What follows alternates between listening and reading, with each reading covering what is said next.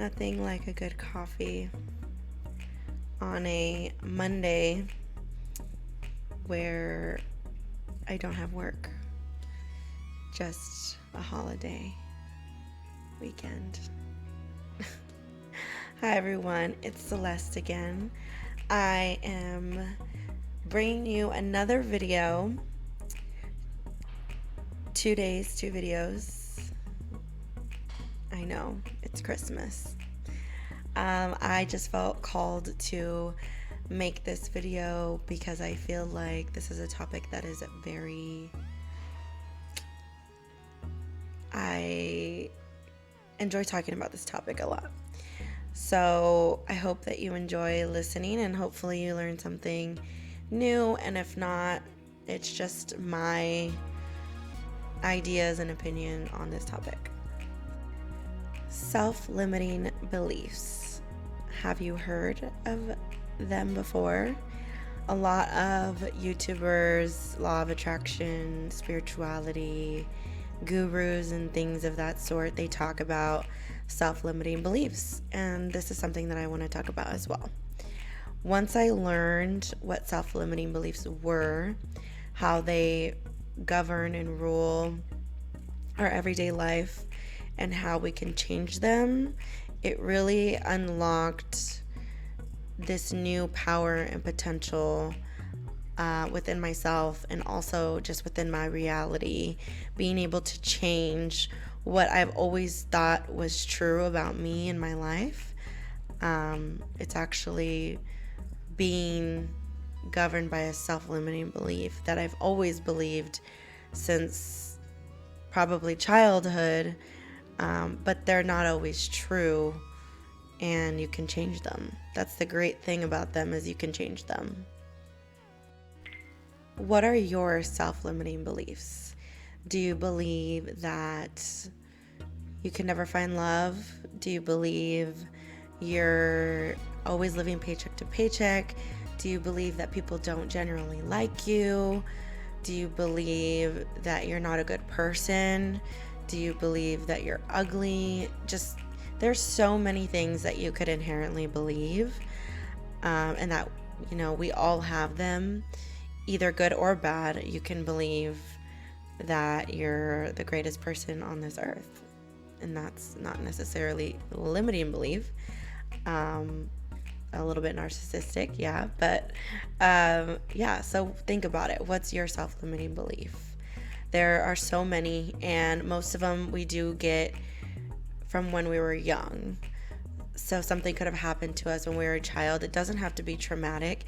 It could be something as simple as you seeing your parents struggling to pay the bills. I mean, that's not always like super traumatic. It's something that, or you hear your parents talking about having to save for this or save for that, and it doesn't have to be traumatic, but sometimes that can make you think, oh, like, we don't have a lot of money, or and then you grow up thinking, oh, we're lower middle class and that's where I'm gonna be. So your self-limiting belief is, I'm always gonna be lower middle class. I'm never gonna be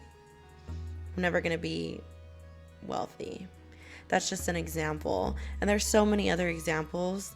There are some ways you get your self-limiting beliefs in a traumatic way. If you're bullied, if you are, you have a physical appearance that you're bullied for, then you might think, wow, I'm ugly. And then you grow up and your self-limiting belief is, I'm not good looking, I'm not attractive.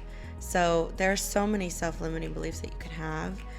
And most of them we get when we're in our childhood. And like I said, it's harder. Well, I didn't say this yet, but it is harder when you have them from childhood to change them, but it's not impossible. It is possible. You can change your self-limiting beliefs. It's just a little bit more difficult to do it from if you've had it all your life. But the most important thing is to figure out what your self-limiting beliefs are. A good way to figure that out is kind of see where you're struggling in your current life, Or where do you feel like you're not growing, or you have anxiety, or you get that pit in your stomach that you're like, ugh, this always happens to me when this, or I'm always struggling with this, or I'm always struggling with love, I'm always struggling with money, I'm always struggling with health and fitness, just anything. So that's most likely where you're going to have a self-limiting belief. And once you figure out that category, then ask yourself, okay, why do I always struggle with this? What do I believe about love that's making me feel this way? What do I believe about myself that's making me feel this way? And then you write down, well, and it's honestly kind of hard because you have to be real with yourself, and you can't be, delulu. You have to really be like, hey, get real with myself. Stop telling myself lies. Like, what do I believe about love? Well, I believe that I'm not worthy of love. That is a self-limiting belief. And once you figure out, like, okay, I believe I'm not worthy of love. Why do I not believe I'm not worthy of love? Like, what happened in my life where I thought, or my mind changed, I'm not worthy? And you have to kind of go back and think about these things. And like I said, it's hard. It's not easy. Finding out your self-limiting beliefs is not easy, and finding out where they stem from is not easy. Things are going to come up for you, especially if it comes from childhood. You're going to think about things you probably haven't thought about in a while, or things that hurt you or make you feel sad. So, disclaimer, this isn't easy. This work is hard, but it will help you in the long run. So, back to what I was saying. I'm not worthy of love. Figure out why, what happened. And once you figure out, what happened in my life to where I thought, well, I'm not worthy of love, you can write down the self-limiting belief. I am not worthy of love. Period. Then right next to it, write the opposite of that. Write, I am worthy of love. And you could do that with a list of just self-limiting beliefs, and then next to it write a list of beliefs that are contradicting that. So like, I'm not worthy of love, I am not abundant, and then write, I am worthy of love, I am abundant. And every single day, wake up, or once a day, read the self-limiting beliefs, and then read the new beliefs that you're going to have about yourself. And every day, just read them. Eventually, stop reading the self-limiting beliefs, because you don't want to continuously read those, because then you're kind of just reinforcing it. But eventually, just wake up and just read the new beliefs and feel them. And if you have to, think about why you're taking this new belief on. So I'll use a personal example for me so that you can all understand better. A personal example for me. I'm gonna be a little vulnerable. I'm already nervous because this is what I signed up for. I'm gonna be vulnerable. One self-limiting belief that I have had about myself is that I am a bad person, because when I was really little, I used to be a bad kid. And this was only about 6 years of my life. From like 3 to 6, I was a really, really bad kid. Did not care to get punished. Used to get spanked. Didn't care. I was just bad. I was at the principal's office all the time. I don't know why. I really don't know why. I couldn't tell you today. But I eventually, something happened in my life and I changed. I literally changed from a bad kid to a good kid because I got really scared, and I always have felt guilty about being that bad kid, even though it's been years, obviously. So for me to better, since that happened when I was so little, I was 5, 6, that is way more difficult to change that thought pattern and that self-limiting belief because I was so little. So for me, I wrote down my old thoughts and belief. I'm a bad person because of how bad I was when I was little.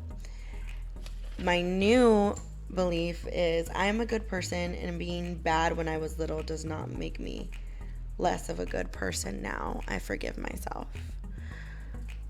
That's what it all comes down to, is me feeling guilty for being that bad little kid when all I have to do is forgive myself. That is a self-limiting belief that is from, like I said, when I was young, and now I'm older and I'm trying to get that self-limiting belief out, because that's not a good one to have. I'm a bad person. Like, no, I don't want to believe that about myself, which inherently I could tell you right now, like, oh, I don't believe that about myself. But sometimes, those little thoughts creep in and I'm like, no, yeah, I am. So that's why I wanted to write this down, because it makes it more real, and I can read this every day to myself. And the explanation as to why I am a good person and why what happened when I was little doesn't matter anymore, and that's something that I need to forgive myself for.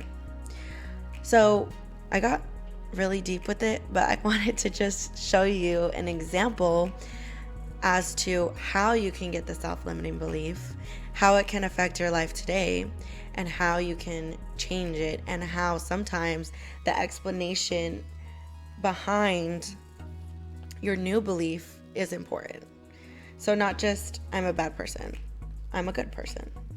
No, I'm a bad person because of this, what happened in my life. Well, I am a good person because something that happened when I was 5 years old does not make me a bad person, right? And it's so funny that, like, things like this, something so little when we're little, can change what we believe about life. It could be something so small that makes you believe that you're not a good person, or that you're ugly, or that this, or that, or that you don't deserve love. But we all deserve love. We all deserve happiness. We all deserve to be happy and think good things about ourselves. As you can see, I'm my own work in progress. I don't have it all figured out, but I'm just sharing with you what's worked for me and what's helped me. But it's all a journey, and sometimes we don't have it figured out. And this stuff is really hard to do. I want to end with something very important that needs to be said. So, talking about all this is one thing, but actually doing it is harder. Sometimes you don't want to think about the things that make you uncomfortable, or think about the things that make you sad, or things from childhood, especially if you had a traumatic childhood. So it's not easy, and I'm not saying it's easy. If it was easy, then everyone would do it. And we all know that not everyone does it. We all know that person who is toxic, or really insecure, or lashes out, or pushes people away. They probably have things they need to work out, or self-limiting beliefs that come from childhood.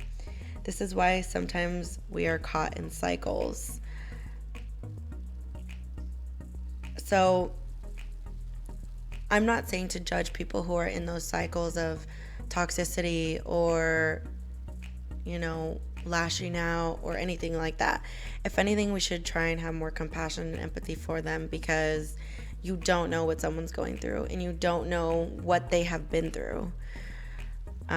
Easier said than done. All of it's easier said than done.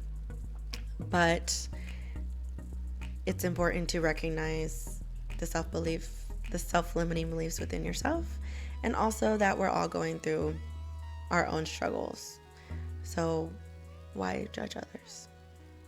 I hope you all enjoyed this video. This one was one that I'm really passionate about, and obviously I got really vulnerable in it, but I like to be vulnerable with you guys because it helps hopefully it helps someone. But yeah, let me know what you think in the comments down below. Share, like, subscribe, and I can't wait to see you all next time.